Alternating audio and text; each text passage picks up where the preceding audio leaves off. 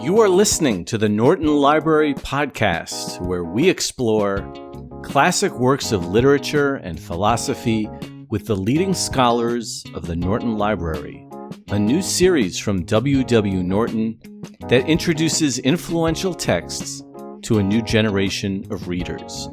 I'm your host, Mark Chirino, with Michael Von Cannon producing.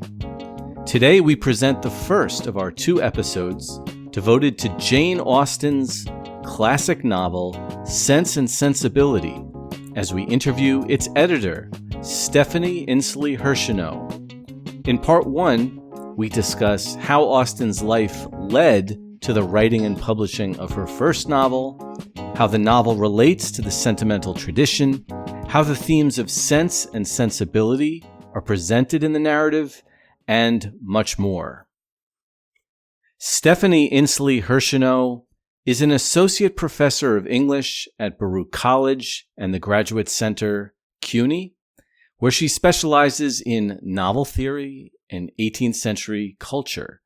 She is the author of Born Yesterday, Inexperience, and the Early Realist Novel, and the editor of the Norton Library edition of Jane Austen's Emma, for which she already appeared on the Norton Library Podcast.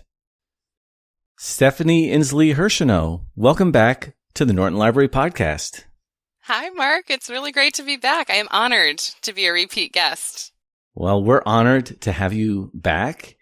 And here we're going to be talking about Sense and Sensibility. Of course, we encourage all of our listeners to listen to our previous episode treating Jane Austen's Emma. Well, with all of that in mind, Stephanie, maybe you can remind us a little bit about Jane Austen and what a reader could usefully know as they were approaching Sense and Sensibility. What do we need to know about the writer and this first text of her career? You know, in some ways, Austen is so well known that people think they know her life already. She was a spinster, meaning she never married. She was a prolific writer, publishing 6 novels, but starting to write at a very young age. But there are also things that I think sometimes people get wrong about her that I always try to emphasize. You know, she's the daughter of a clergyman, so she's from a respectable family, but they don't have a ton of money. She's one of 8 siblings, so she's got this very kind of like bustling home life. And one thing that's really important to me, I think, is that her family is really supportive of her writing career. There's a kind of myth around Austen that she was kind of furtively writing in corners and hiding her work, and that, you know, women weren't allowed to be writers and that kind of thing. But most of that is really at least exaggerated and sometimes just totally a myth. So, you know, she has this, again, you know, a family where her father is a clergyman, but he also runs a boarding school out of his house. So they have this house filled with books. Her older brothers are always kind of writing they make a little literary magazine. They're putting on skits all the time. They're reading books out loud to each other. And from a very young age, we think from her, 11 or 12, she starts writing to entertain her family and kind of performing these little parodies of the books that they were reading together. And she gets a lot of support from that. They really love it. And not too long after, maybe in their late teens, the family kind of conspires to try to get her writing published. They're not successful at first, but, her father tries to get her a publishing contract. She's just really a gifted reader and writer and thinker, and that's really recognized in her family life. She's born in 1775, which means next year is going to be the big 250th anniversary year for Austen. It's going to be all Austen all the time next year.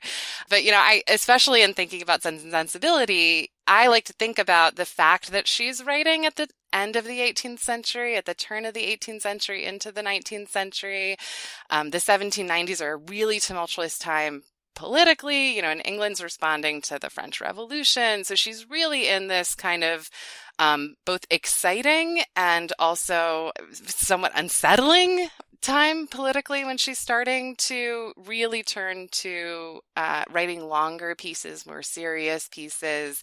And that's part of what we get here in Sense and Sensibility, I think. Your edition of Sense and Sensibility has as a frontispiece the original title page, and it says by a lady, written by a lady. Yeah. What was that meant to indicate in 1811, and how are we now, years later, looking back on it to interpret it? Sure. Like I said, plenty of novels are written by women in this age. So we shouldn't take that to mean that she's worried about what it would look like for a woman to write. A lot of the novelists that she's reading are women, and some of them are quite famous, like Frances Burney or Anne Radcliffe. But, they still got a lot of, let's say, unwanted attention. They're tabloid fodder. I think it's very common for a woman to seek out a writing career, but also want to retain some anonymity and some privacy. I mean, she's still living a very kind of quiet domestic life at home. And so she does. She publishes this first novel as, by a lady, a pretty common, more or less anonymous way to publish a novel. This is going to be the first and only novel that has that attribution, right? So this one's by a lady, but then the next one, Pride and Prejudice, which many of us know really well, is published as by the author of Sense and Sensibility, which I see as trying to already carve out an oeuvre, right? Like she's already trying to make those connections and to have readers find her earlier work that will continue. So she never in her lifetime publishes a novel with her name attached. She dies quite young at age 41, a few years later, and all of the novels will just say, by the author of Pride and Prejudice, by the author of Pride and Prejudice and Sense and Sensibility. But by the time she's near death, her identity is starting to be known. So, if you were in the London literati, you would hear rumors that this country girl named Jane Austen had written these novels. It was something of an open secret at that point. Her brothers are bragging to their friends that their sister wrote these books that are becoming famous. But it is only after her death that her siblings publish her remaining novels, Northanger Abbey and Persuasion, posthumously with a biographical note. So with that posthumous publication, they reveal her name and they provide this pretty sanitized biography of her, but they add a biography, which also tells us, right, they're not ashamed that these were novels written by their sister. In fact, I think we can think of that as kind of the beginning of launching Austen fandom, right? Like they want people to know who she was. You mentioned that Austen had been writing from a very young age. So by the time Sense and Sensibility comes out, she's almost a veteran writer. But in your consideration of her entire bibliography, looking back on her entire career, does Sense and Sensibility have that kind of first novel spark, and maybe she would later go on and write her masterpiece? Or do you think she hit the ground running and this is a major work right away? It's a great question. And, to some extent, this is something that Austen readers and Austen critics kind of disagree about. I mean, there's certainly Sense and Sensibility detractors who think of it as kind of the first pancake, right? Like she's trying to figure it out, but it's still this kind of transition from the more juvenile work that is all kind of a little more, like tonally uneven or, overly dramatic or, not as mature or sophisticated or stylistically adept as some of the later novels.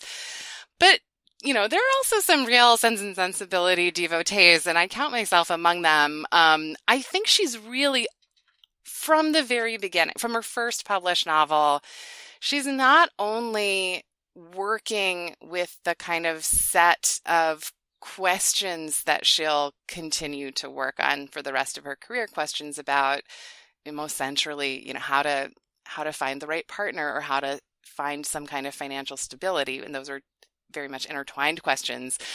But for me, I'm a real kind of form girly. I'm also just fascinated by the fact that she is already with this first novel testing out some of the narrative techniques that she's going to come back to again and again. And so we see in Sense and Sensibility this really kind of beautiful and adept use of free and direct discourse, for example, where she has the narrator kind of dipping into the consciousness of her characters. This is something that Austen is known for and is thought to be the master of. She's already doing that stuff. And you can even say that the fact that we have these sister protagonists, these twinned protagonists, both following the arc of the marriage plot is almost like, advanced difficulty level, right? Like she starts with something that is in some ways quite difficult to master. I think for some, she doesn't quite do it. I think for me, some of what you can read as unevenness is for me the kind of complexity of how she's treating those two relationships and the relationships that they form with their communities, their circle. The title, Sense and Sensibility, how are we meant to take that? Is that helping guide us through the plot of the novel and its themes? This is a great question, and it's more complicated than it might seem on the surface. We know that when Austen was first writing this book, she just called it Eleanor and Marianne, which are the names of the two sisters, the protagonists of the novel. And this is something she'll come back to with Emma, right? But she changes it. And so what is she doing by calling the Sense and Sensibility? So on one level, we can see her trying to, it's almost like marketing for her book. Like she's identifying for her readers the fact that this is going to be a novel that fits into the sentimental tradition. And we can talk about that a little bit more. But these novels that were very popular in the second half of the 18th century that are really trying to wrestle with questions about feeling, emotion, how we respond to the tragedies of others, how we build bonds with others through kind of shared feeling. So she's in some way giving us just a kind of genre tag, right? Like loop this novel into, all of your assumptions about these other novels. But I also read this title as there's a little bit of a bait and switch here too. Like she's kind of, I think she's tricking us a little bit, especially in the way that many readers when it first was published and many readers still today will kind of take Sense and Sensibility and map it onto that original title, Eleanor and Marianne, right? Like Eleanor is sense, Marianne is sensitive, sensibility, feeling, emotion, passion. There were other novels that did this where there were two sisters who had kind of opposite characters or opposite personalities. And so she's very much kind of hooking this novel onto that subgenre. But if you really read the book, if you really linger with it, if you really think about it, I think she's also complicating that over the course of the novel and telling us actually it's kind of too easy to just map those two words onto her heroines. So one character isn't sense, one character isn't sensibility. There's a kind of a Venn diagram or an overlap. Is that how she's conceiving of these characters? Yeah, I mean, I like to think of it as a kind of spectrum, but yeah, so just to translate a little bit, because one of the difficulties with Austen, right, is that the language can seem so familiar to us, right? She's not writing like Chaucer, right? She's writing in modern English. But there are still these words that like what does sensibility even mean, right? So they can also seem quite alien. So just quickly, just to give you a kind of a sense, most readers at the time that Austen's publishing this would have associated sense with what we might call now like common sense or good sense, right? Like a kind of a rationality or intelligence. And sensibility, slightly more tricky, was associated both with like the passions, with emotion, but importantly also with like the bodily experience of those things, right? The idea that you show your feeling through blushes, maybe through fainting or swooning, right? So a real like extremity of emotion, to our modern perspective.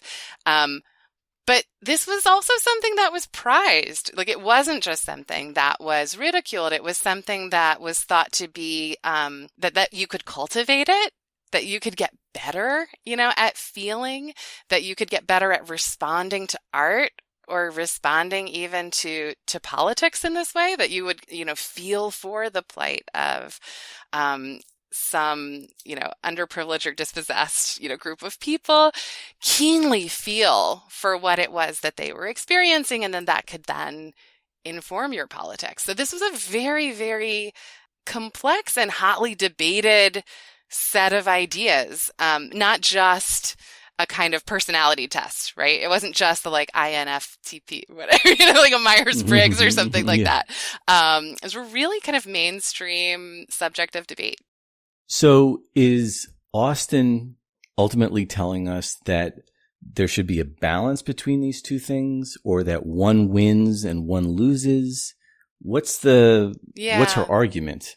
Ultimately, yeah, I think so. Early readers often would take the side of one or the other of these huge philosophical concepts. So, in early reviews of Sense and Sensibility, we actually get a lot of readers who say, good job, Jane, for showing that sense won out in the end, and that Marianne was too sensible and had to be reined in. Later Victorian readers would say the opposite, right? Good job, Jane. Like, she comes out on top no matter what. But good job, Jane, for showing how passionate and sensitive Marianne is, and rewarding her in the end. This is a novel with a happy ending.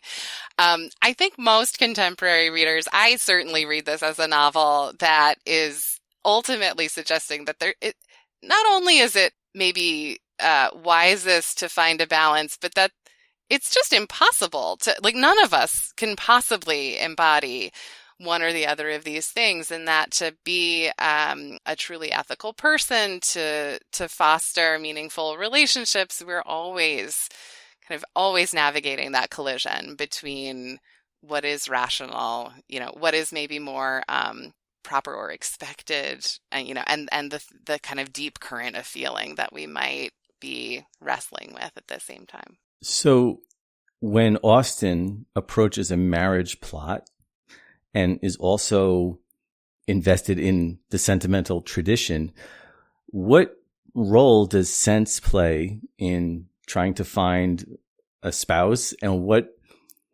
role does sensibility play? Do we go for what is practical? Do we go for love at first sight and happily ever after and passion? Or is there a balance of those two notions?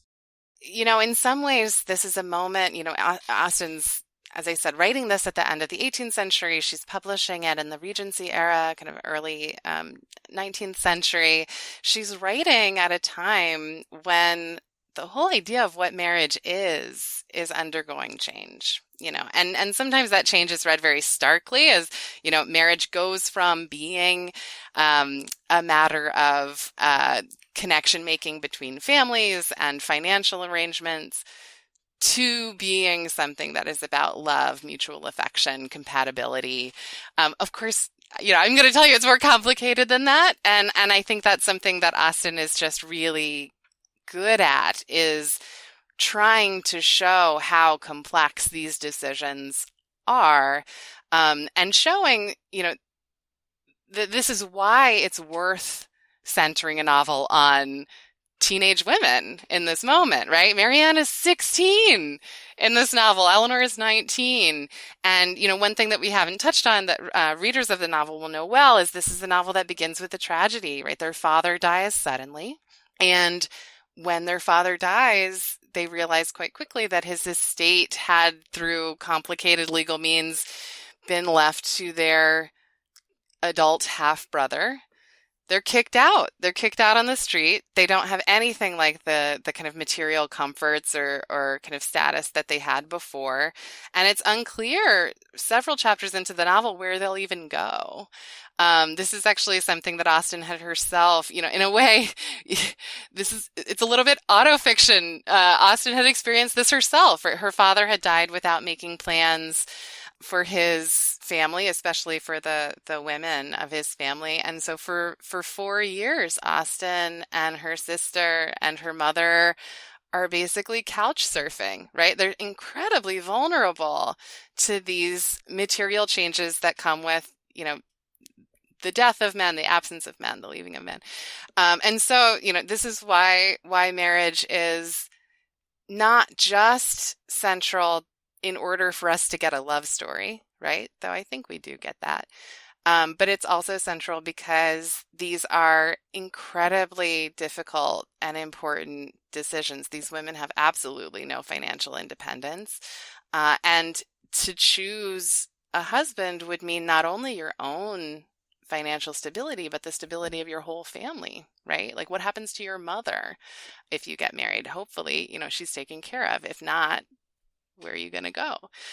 So yeah, I think Sense and Sensibility in some ways map onto that idea too, right?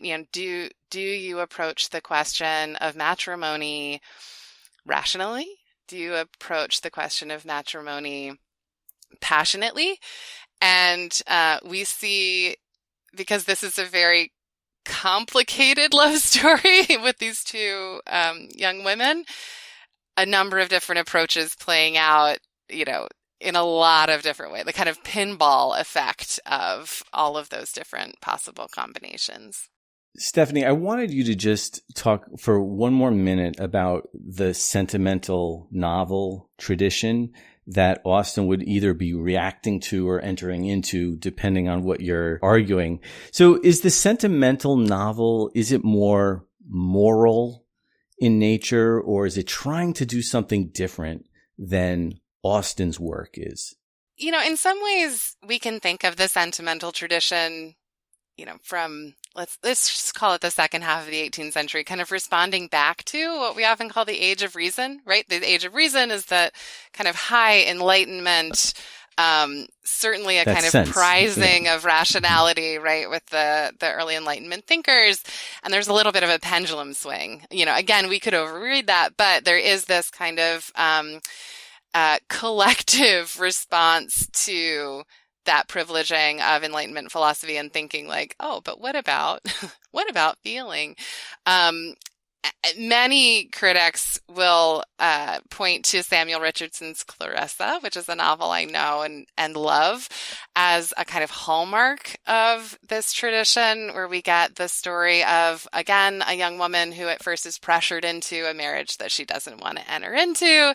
She ends up either running away or being abducted by, a handsome rake figure. And she ultimately is raped and dies. So this is, the sentimental tradition is a dramatic one, right? Like, big feelings come from big dramatic action. Clarissa, dies over the course of hundreds and hundreds of pages. This novel's about 2,000 pages long in a modern edition. And, readers are just completely captivated. So it's playing on the emotions of the readers. Absolutely. And also suggesting that if you have an adequate response to this story, meaning you're sobbing through the night trying to finish it, that says something about your character, that says something about your morality and about your kind of like ethical connection to others, even though what you're responding to is a fictional character.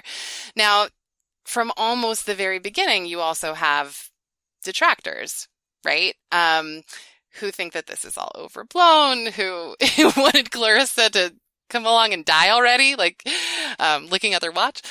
And also who suggested, and we get this now too, I think, that, okay, so you have this strong reaction to fictional characters. That doesn't tell me anything about your politics. Maybe you're spending all of your time watching tearjerkers and not doing anything to actually materially help anybody in the real world. So from the beginning, these are parodied, these are, pilloried, these are critiqued, and this is part of what I meant by before. Austen too?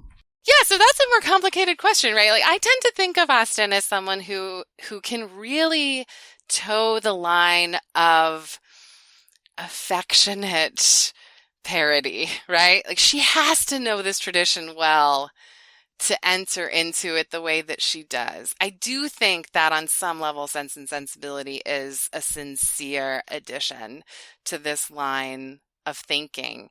At the same time, part of it is just the kind of advantage of coming last in a way. But like, just as with her novel Northanger Abbey, which is, I think, again, affectionately parodying the Gothic tradition, I think she has to know it well. She's kind of lovingly critiquing it. She still thinks there's a lot there that is worth thinking about. This is provocative, I think, but I call Sense and Sensibility in my introduction the last 18th century novel, because I really do think that she is genuinely responding to and kind of putting a period to the end of this ongoing conversation about the role of passionate feeling in one's moral life. I don't think it's just there to give her a kind of foil for the work that she wants to do.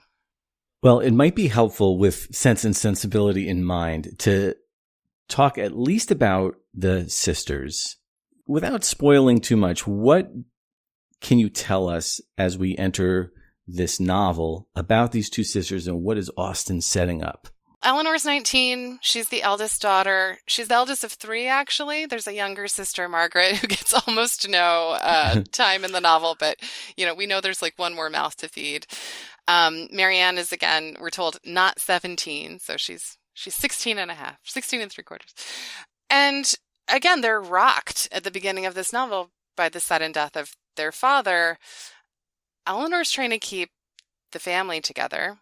Her mother is, we're led to believe, a little more on the Marianne side of the way she's responding to these events. I mean, she's a widow. She's feeling quite deeply, but also is responding maybe in not the most practical ways to the fact that her daughter-in-law has now moved into her house and is now the mistress of that house and is now, decorating it the way she wants, and all of these different changes that come with this kind of changing of the guard financially and legally.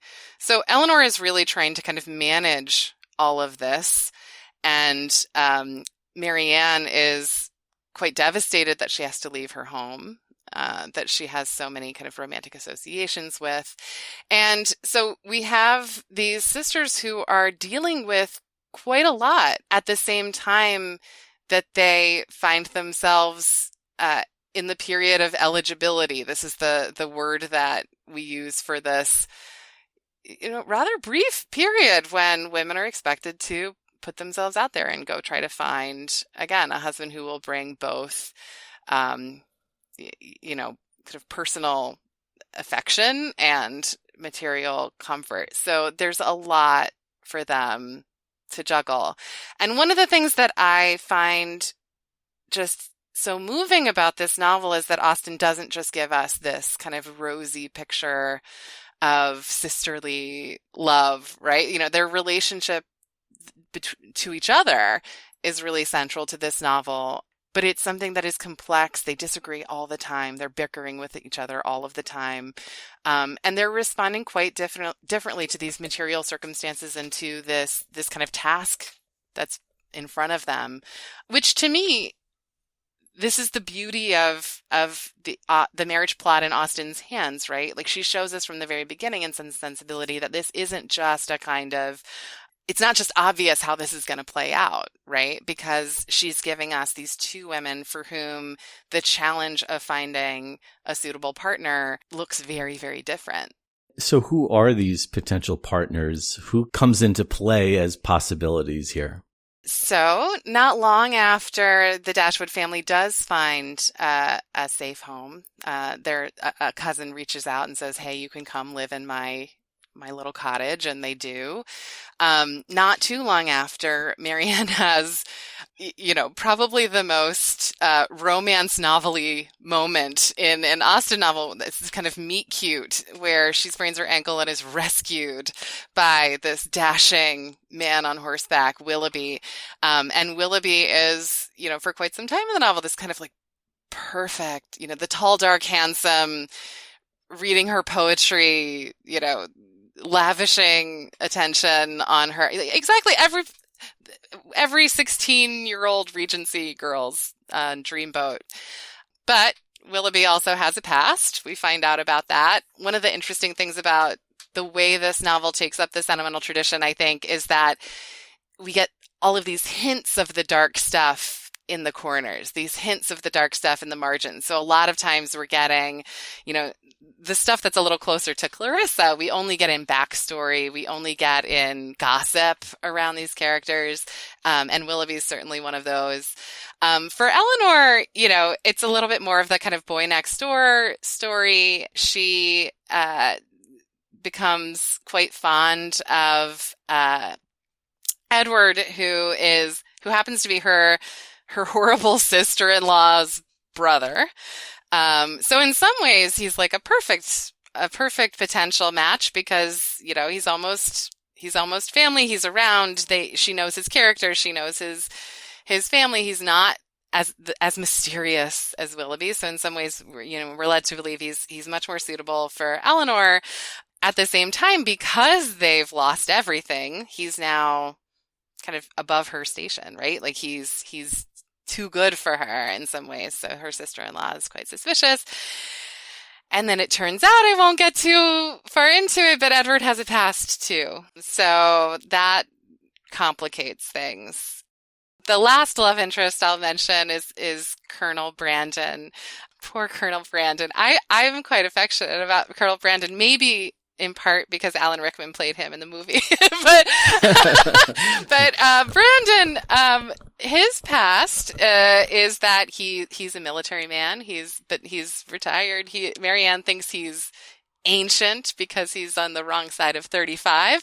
He has a little bit more, I know. Thanks, Marianne. He has a little bit more kind of gravitas, worldly wisdom. And, from the outset, Marianne decides, he is there's a little bit of gossip around, the fact that he seems to be fond of her, but, no way would she ever go for someone like him. Maybe he's more suitable for Eleanor. They're both kind of quiet and thoughtful and broody. So yeah, one of the things that I think is so fun about this novel and fun to teach this novel is that I think it's a little harder to know how it's going to play out in the end than with some of her others. So we really do, not only in just having 3 potential romantic partners, but just with some of the revelations that we get as early as the end of Volume 1. You don't quite know where she's going with this one. Stephanie Insley Hershinow, thank you so much for joining us on the Norton Library podcast to discuss Jane Austen's Sense and Sensibility. Thanks, Mark. Anytime. The Norton Library edition of Jane Austen's Sense and Sensibility, edited by Stephanie Insley Hershinow, is available now in paperback and ebook. Check out the links in the description to this episode for ordering options and more information about the Norton Library, including the full catalog of titles.